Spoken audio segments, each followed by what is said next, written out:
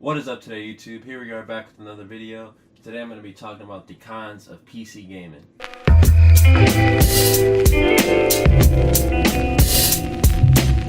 Alright, so first up we have downloads and drivers. Me, I'm someone who consistently checks my drivers to make sure I have optimized performance to play my games at the max settings and all that kind of stuff. And sometimes it just gets kind of annoying because you gotta go back and check to make sure you got the latest drivers so you can do all this stuff, and it's just kind of annoying. And then sometimes when you update your drivers, that causes problems to where you can't even play the game at times. I mean, with Shadowplay, sometimes it just bugs out on me to where it'll like go to a black screen when I like turn it on to record or something like that. Just random stuff like that, which with console you don't usually get. You just pop the game in and play it. But sometimes with PC games you gotta tweak it a little bit, turn this off, turn that off, and then you can finally play it. For number 2, you have crashes. And crashes are so annoying. Just random crashes at times, especially with Battlefield, Steam games. Sometimes with Steam games, for me, I can't even get the game to play because I don't have like a PhysX driver or something, some random driver. Or one time I was playing Tomb Raider and I couldn't even play the game because I had Fraps open in the beginning, so I had to shut Fraps down. It took me like 5 hours to figure it out, and I finally figured it out. I searched Steam, Googled everything, and I just couldn't find it. And that's just another thing that kind of bothers me about PC gaming, is that you don't always have the answers to different problems you may have. And to be honest, they kind of, even though it's a con, it kind of builds up a knowledge as to problem solving and trying to figure things out, because once you have that problem once, you remember it and you're like, oh, if I take this, then I can do this, stuff like that. Then we have number 3, which is game delays and Grand Theft Auto.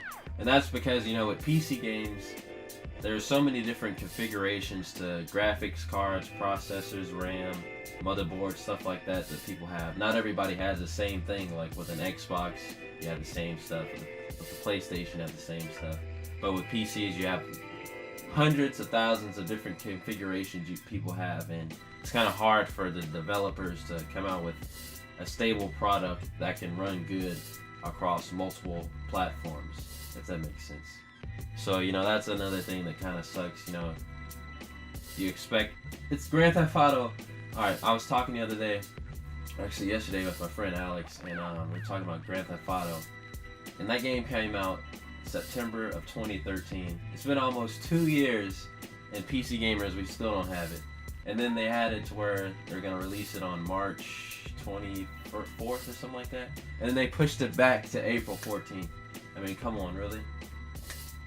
So stuff like that sucks. For number 4, we got hackers. And that's because, you know, with PC, all the hacker has to do is just drag and drop a download or a mod to that game, and then they're hacking. They're just cheating on you. And so that's kind of annoying. I've ran into people on Battlefield, Chivalry, and stuff like that, to where when I played on console, I didn't really, you would see it every once in a while, but it wasn't as frequent, because, you know, you just have, it's just easier. Right on the internet, or you're right on the computer, so why not mod? I'm not telling you guys to mod, but you get the point. Number 5, hardware malfunctions. You know, over time you have, all machines eventually break down, but you know, it's like sometimes just one little accident can just ruin your day. Like something like random, like a bad memory stick can cause your computer to crash multiple times throughout the day, or a bad hard drive, you know, stuff like that. Or even a graphics card. If your graphics card gets shocked or something like that, or overheats and melts itself, then you're out of luck. You're out of $300, $400, $500, even $1,000 of graphics power.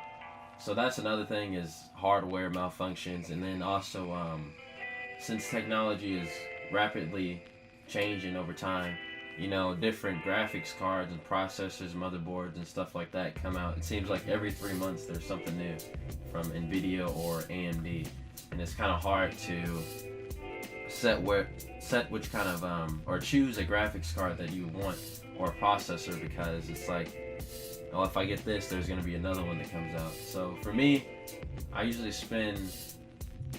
try to get the best I can with my money. So I try to save up as much as I can to get the best I can for my money.